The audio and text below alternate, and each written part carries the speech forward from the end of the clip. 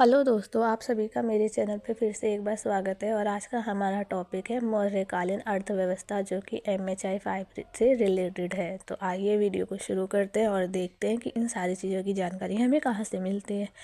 तो अर्थव्यवस्था के बारे में जो जानकारी हमें मिलती है वो शिलालेखों से मिलती है, जो अशोक द्वारा लिखवाए गए थे।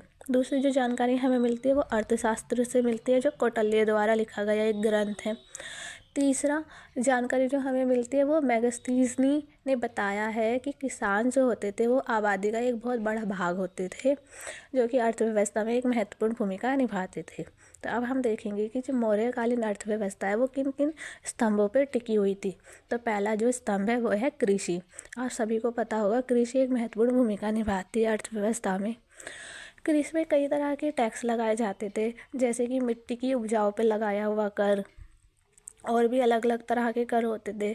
जैसे कि जो नालियाँ बनाई जाती थी कृषि के लिए या जलाशय बनाए जाते थे, उन पे भी टैक्स लगाया जाता था।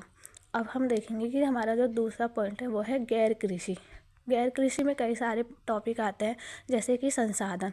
और आप सभी को पता होगा संसाधन दो तरह के होते हैं, प्राकृतिक संसाधन और निर्मित संसाधन, जो मानव द्वारा बनाए गए होते हैं।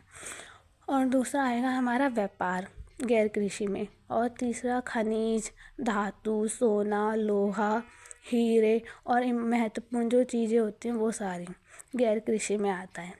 उसके बाद हम देखेंगे कि जो नमक होता है वो भी, और शराब, इन सारी चीज़ों पर भी कई तरह के टैक्स होते थे। अब हम तीसरा देखेंगे व्यापार। व्यापार भी अर्थव्यवस्था का एक महत्वपूर्ण रोल प्ले करती है। व्यापार कई तरह के होते हैं और कई सारी चीज़ों की भी व्यापार होते हैं। जैसे नमक का व्यापार होता था, हाथी दाँत का व्यापार होता था, मनकों का व्यापार होता था, सीपी का व्यापार होता था। और ये जो व्यापार होते थे वो काफ़ी दूर तक होते थे, जैसे कि फारस की खाड़ी तक व्यापार किया जाता था। उसके बाद हम देखेंगे कि कर भी अर्थव्यवस्था में बहुत महत्वपूर्ण भूमिका निभाता है। और कर सारी चीज़ों पे लगाए जाते थे। कुछ ही चीज़ें होंगी जिन पे कर नहीं लगता था, वरना हर तरह की चीज़ों पे कर लगाया जाता था। जैसे कि कृषि पे कर लग गया, है ना।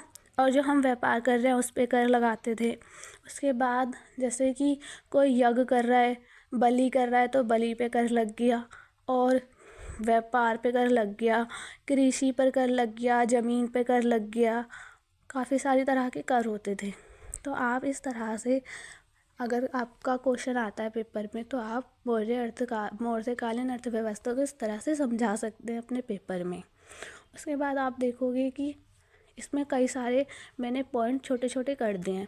तो आप इन सारे पॉइंटों को लाइन वाइज लिखकर उनकी छोटी छोटी डिटेल आप खुद भी मेंशन कर सकते हो एग्ज़ाम में। ये मैंने नोट्स बनाए थे, आप इसी को थोड़ा ब्रीफ करके, थोड़ा बड़ा करके आप अपने एग्ज़ाम में लिख सकते हो। तो आपको ऐसी और कोई वीडियो या और किसी चीज़ की अर्थव्यवस्था के बारे में जानकारी चाहिए तो आप मुझे कमेंट कर सकते हो। मैं सतवाहन काल के बारे में भी वीडियो डाल दूँगी।